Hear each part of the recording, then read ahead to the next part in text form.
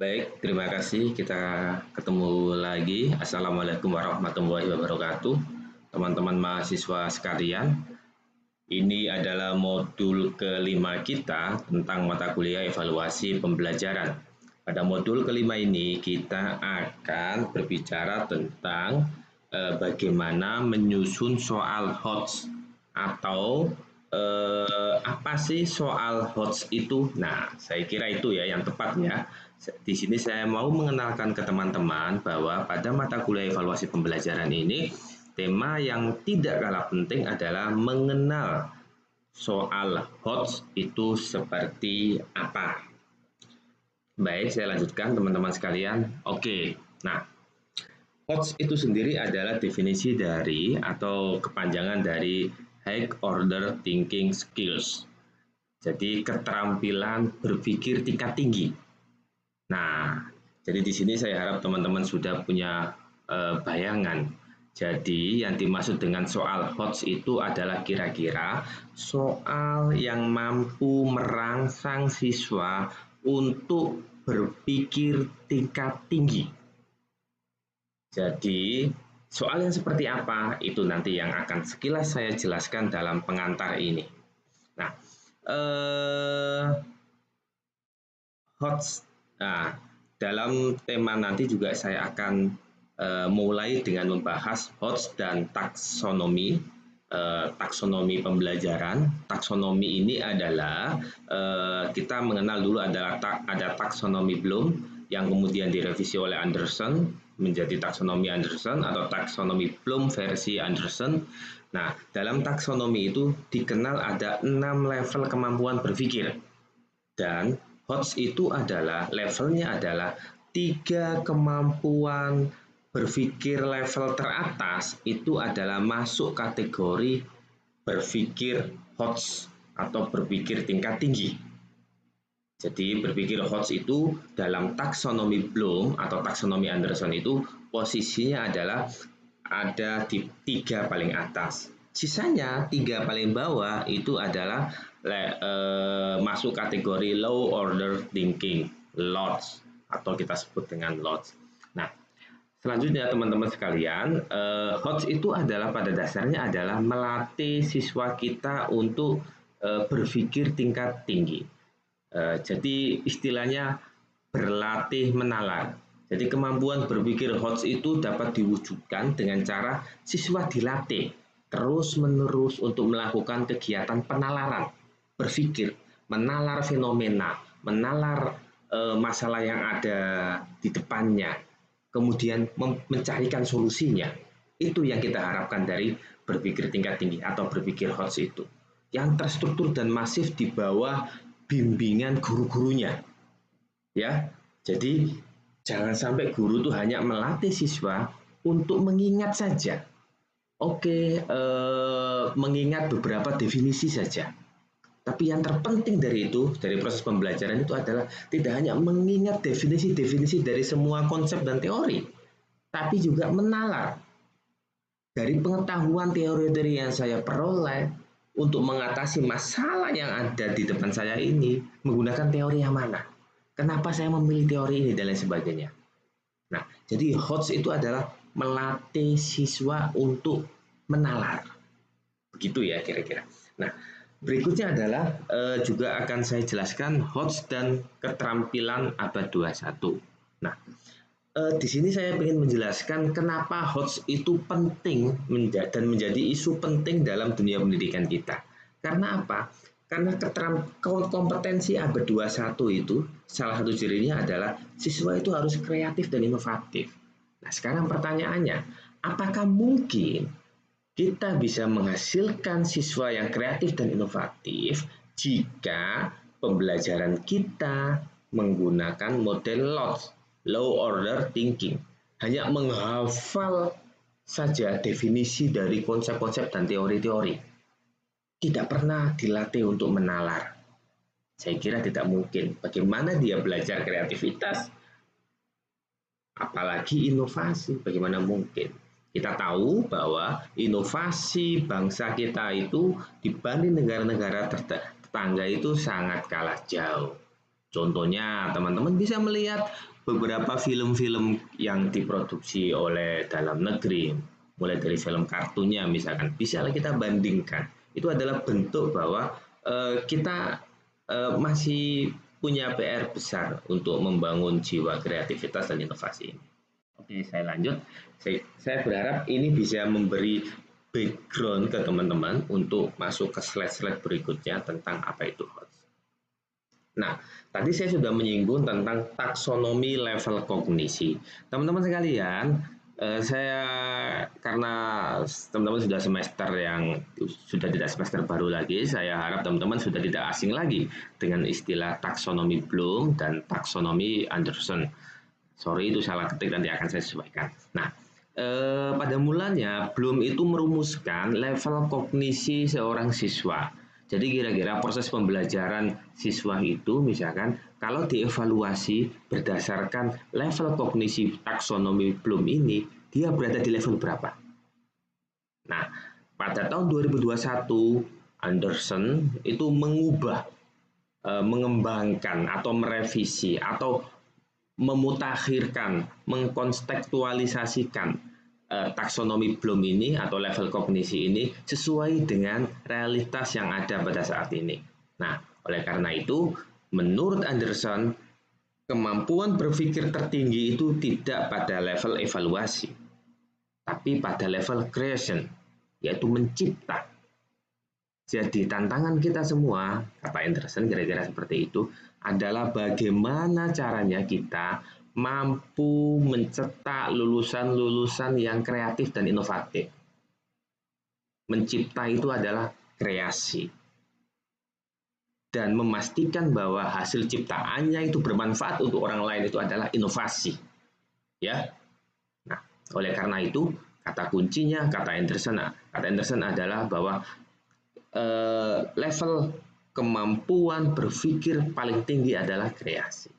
Baru di bawahnya adalah evaluasi. Jadi evaluasi di taksonomi Bloom menjadi di Anderson menjadi posisi kedua. Namun posisi ketiganya adalah analyzing. Jadi menganalisis. Jadi kalau bahasa Indonesia adalah mencipta, mengevaluasi, dan menganalisis. Nah, tiga teratas ini adalah masuk level HOTS, High Order Thinking.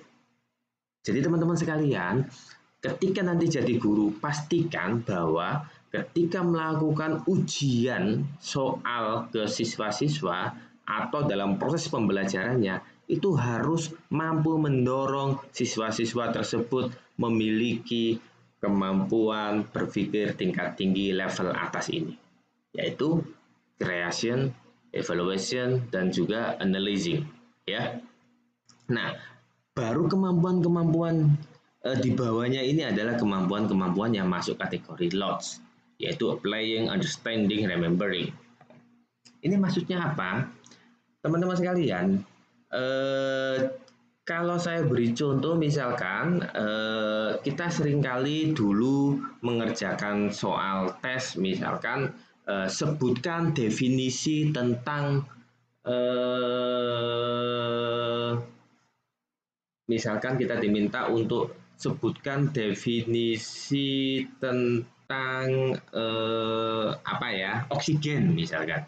Nah, itu kan pertanyaan-pertanyaan yang hanya remembering, hanya mengingat.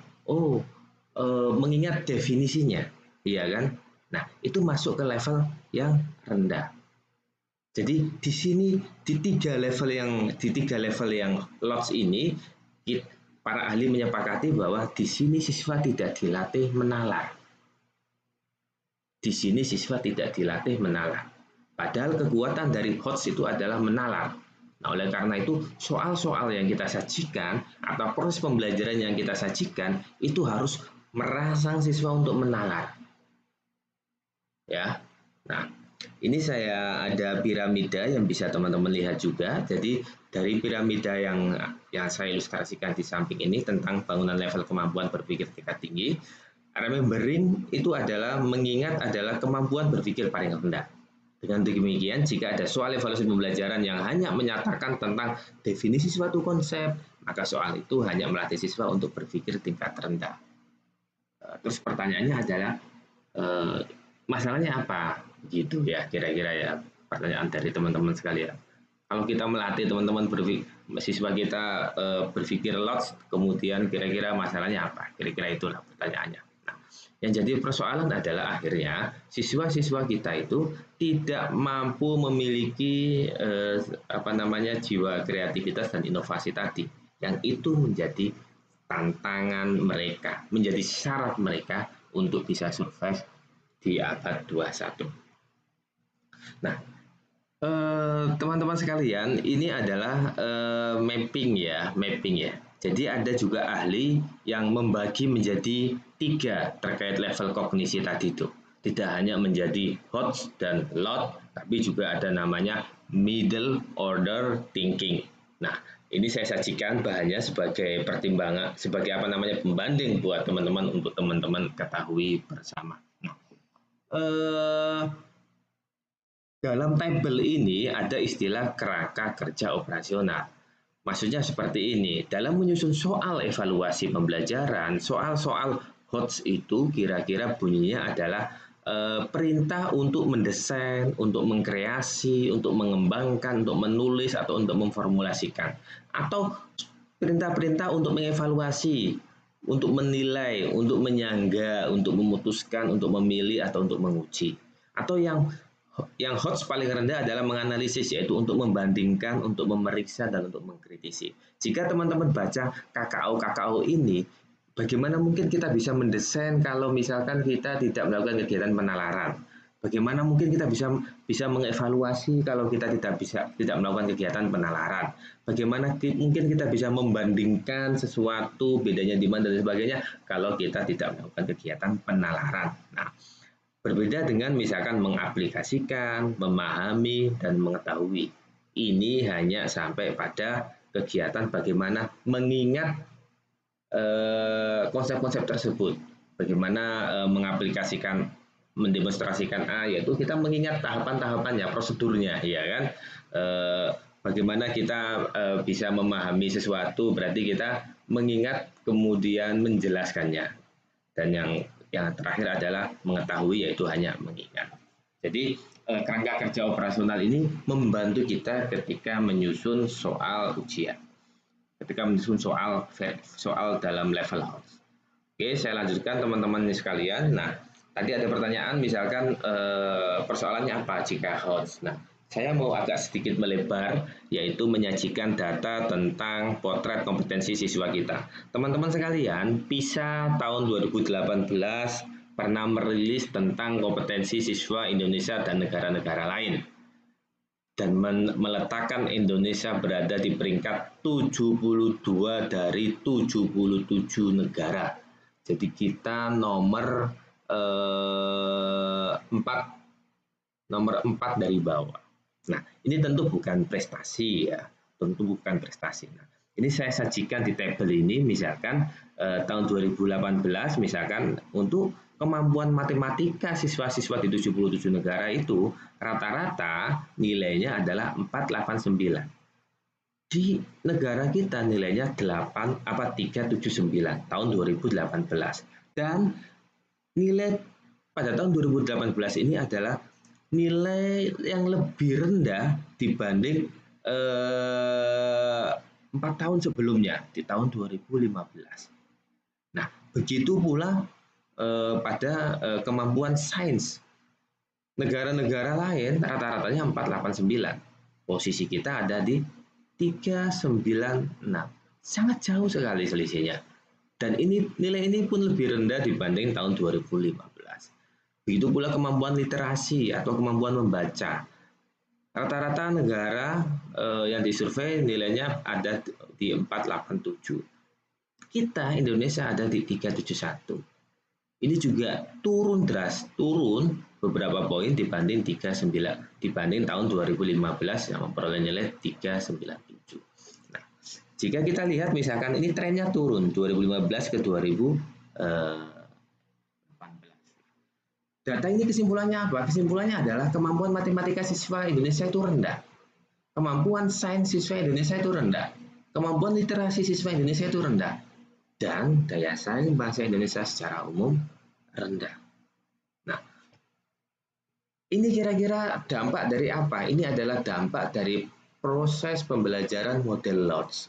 Banyak model mengingat, sehingga kreativitas dan inovasi siswa Indonesia itu rendah karena tidak terlatih untuk melakukan kegiatan penalaran secara masif dan terstruktur.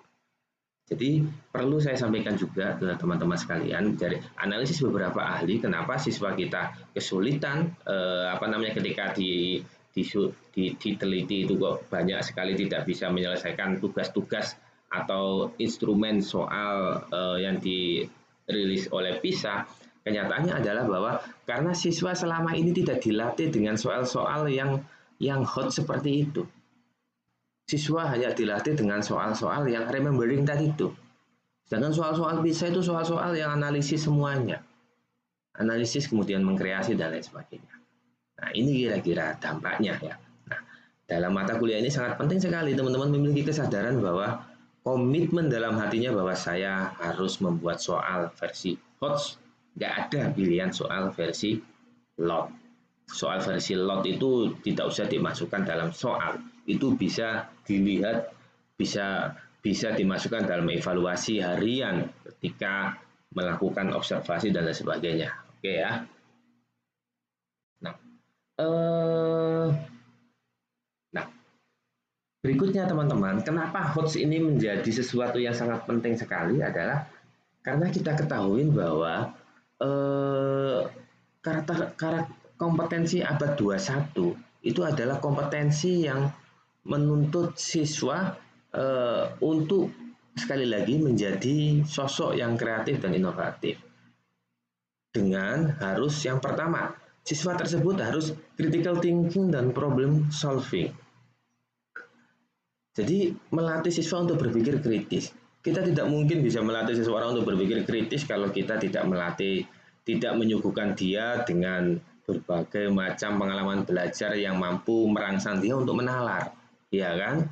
Jadi pembelajaran kita itu harus berorientasi membangun keterampilan berpikir siswa, berpikir tingkat tinggi sehingga mampu menawarkan atau menemukan solusi. Jadi siswa itu mampu mengoperasionalkan, mampu menerapkan teori-teori yang dia pelajari, mampu menangkap makna dari setiap mata pelajaran yang dia pelajari. Ya. Berikutnya adalah collaboration. Collaboration ini juga kompetensi di abad 21. Oleh karena itu, maka pembelajaran kita harus berorientasi menciptakan skill sosial siswa yang dibutuhkan siswa untuk kerja kelompok, bekerja sama, dan menyelesaikan tugas bersama.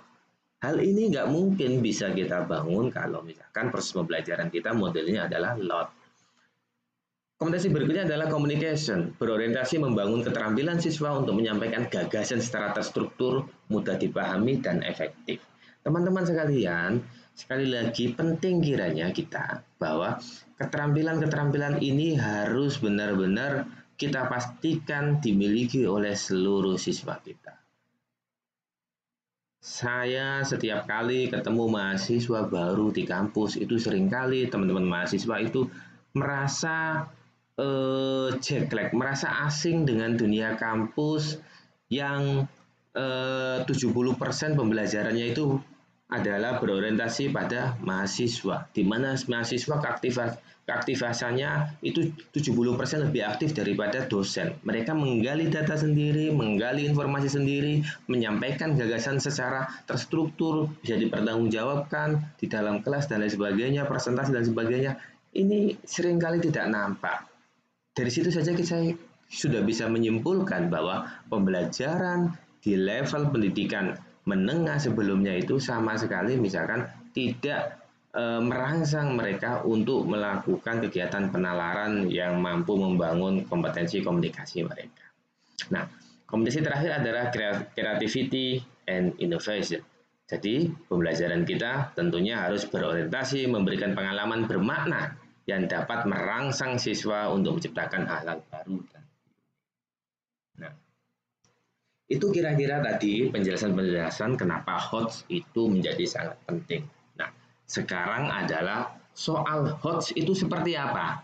Nah, teman-teman sekalian, pertama yang mau saya sampaikan dan saya pertegas di sini adalah bahwa soal HOTS itu bukan tidak selalu dalam bentuk soal yang sulit. Ya, sekali lagi saya ulangin, soal HOTS itu tidak selalu dalam bentuk soal yang sulit. Soal HOTS itu pasti sulit, tidak begitu. Tapi yang pasti soal HOTS itu selalu menalar, selalu merangsang siswa untuk melakukan kegiatan penalaran. Dan yang terpenting terakhir, supaya siswa melakukan kegiatan penalaran apa? Maka setiap soal HOTS itu selalu memiliki dasar pertanyaan. Dasar pertanyaan itu rangsangan pertanyaan. Jadi sebelum pertanyaan diajukan oleh guru selalu ada prakondisi, ada penjelasan, ada informasi yang bisa dibaca siswa, kemudian itu ditanya, kemudian baru disusul dengan pertanyaan. Dengan demikian siswa terangsang untuk menalar. Karena apa? Karena tadi ada informasi pendahuluan yang merangsang dia untuk berpikir. Nah, ini adalah contoh soal versi LOTS. Saya ingin membuktikan bahwa soal HOTS itu tidak selalu sulit.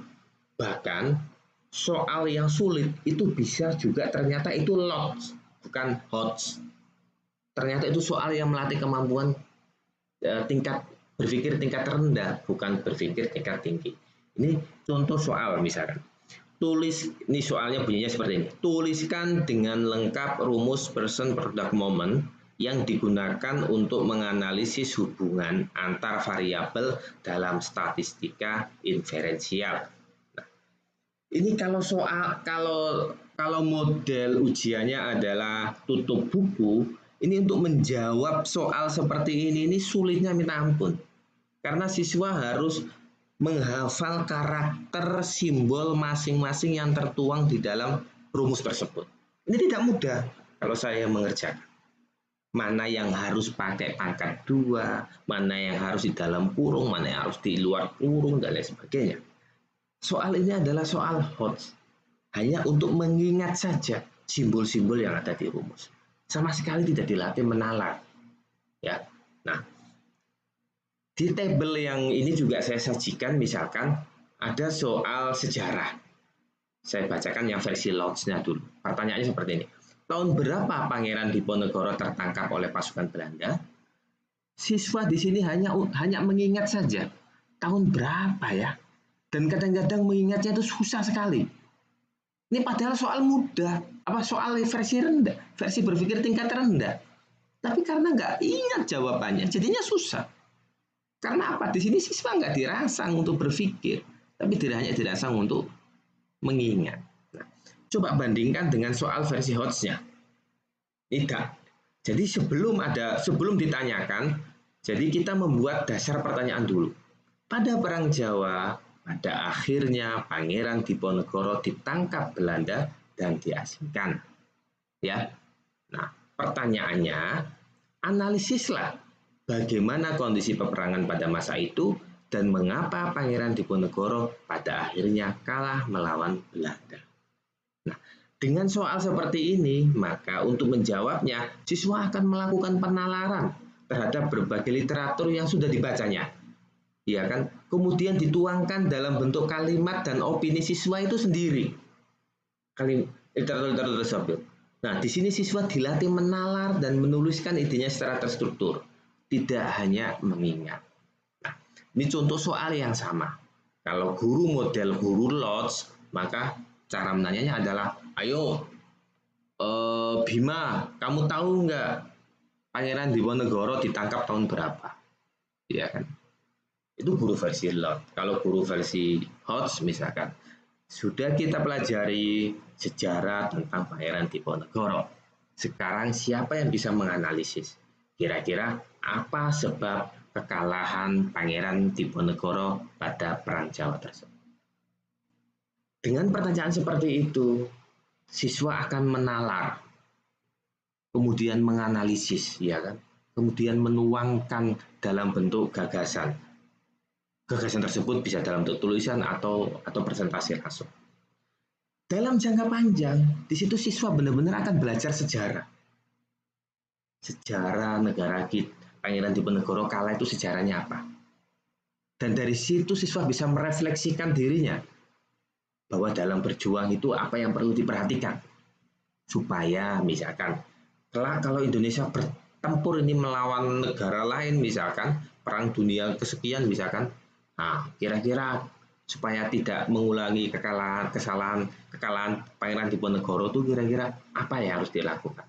Nah, barangkali misalkan tanding ulang dengan Belanda misalkan ya, itu manfaatnya, itu outcome-nya. Jadi siswa juga akhirnya bisa mengangkut soal ini direfleksikan dalam kehidupan nyatanya. Nah, jadi yang terakhir adalah bagaimana teknik menyusun soal hoax. Nah, yang saya sorotin adalah poin yang kedua, yaitu setiap pertanyaan harus diberikan dasar pertanyaan, yaitu stimulan. Nah, teman-teman sekalian, soal hoax itu jika soalnya esai, maka terdiri dari dasar pertanyaan kemudian pertanyaan. Setiap butir soal hoax itu selalu harus ada dasar pertanyaan dan ada pertanyaannya. Kalau esai, kalau soal objektif multiple choice, maka setiap soal itu harus ada dasar pertanyaannya, harus ada pertanyaannya, dan harus ada pilihan jawabannya. Ini adalah soal yang tersaji di modul 4 ya, yang teman-teman kerjakan. Jadi sebelum teman-teman menjawab, sebelum saya ajukan pertanyaan, itu teman-teman saya ajukan dulu dasar pertanyaan. Bapak Ferry, ini saya menggunakan ilustrasi seperti kasus ya. Bapak Ferry, seorang guru PHI Min Jakarta, ingin mengetahui pemahaman siswanya tentang perjuangan para ulama di masa penjajahan Belanda dan Jepang. Ia membuat soal tes pilihan ganda dan para siswa diminta untuk menjawabnya pada lembar jawaban. Selanjutnya, Pak Ferry menghitung jawaban benar setiap siswanya dan memberikan nilai pemahaman siswa sesuai dengan jumlah jawaban benar tersebut. Pertanyaannya, teknik penilaian apa yang digunakan serta kompetensi apa yang diukur oleh Pak Ferry? Pilihan jawabannya adalah teknik non-tes mengukur kompetensi kognitif. B. Teknik tes mengukur kompetensi kognitif. C. Teknik tes mengukur kompetensi psikomotor. D. Teknik non-tes mengukur kompetensi afeksi. Nah, jadi 3 hal ini harus selalu muncul dalam butir soal hoax. Jadi kalau butir soalnya itu langsung pertanyaan dan pilihan jawaban, maka itu tidak memenuhi syarat sebagai soal hoax. Karena dikhawatirkan apa? Kalau langsung pertanyaan, dikhawatirkan siswa tidak terasa untuk berpikir. Saya ilustrasikan jika misalkan soal ini tidak pakai dasar pertanyaan, pertanyaannya saya adalah pasti seperti ini. Teknik non-tes adalah teknik untuk mengukur kompetensi apa. Nah, itu kan pertanyaan yang akhirnya teman-teman hanya mengingat aja. Non-tes itu kayak gimana, kemudian berarti jawabannya ini. Itu tidak ada kegiatan penalaran, hanya mengingat. Nah, karena saya menggunakan dasar pertanyaan, jadi saya bisa mengembangkan pertanyaan yang seperti ini. Teknik penilaian apa yang digunakan serta kompetensi apa yang diukur oleh Pak Ferry. Saya kira itu teman-teman pengantar, silakan dibaca di modulnya dengan pelan-pelan dan cermat. Mohon maaf jika ada beberapa hal yang kurang berkenan. Wassalamualaikum warahmatullahi wabarakatuh.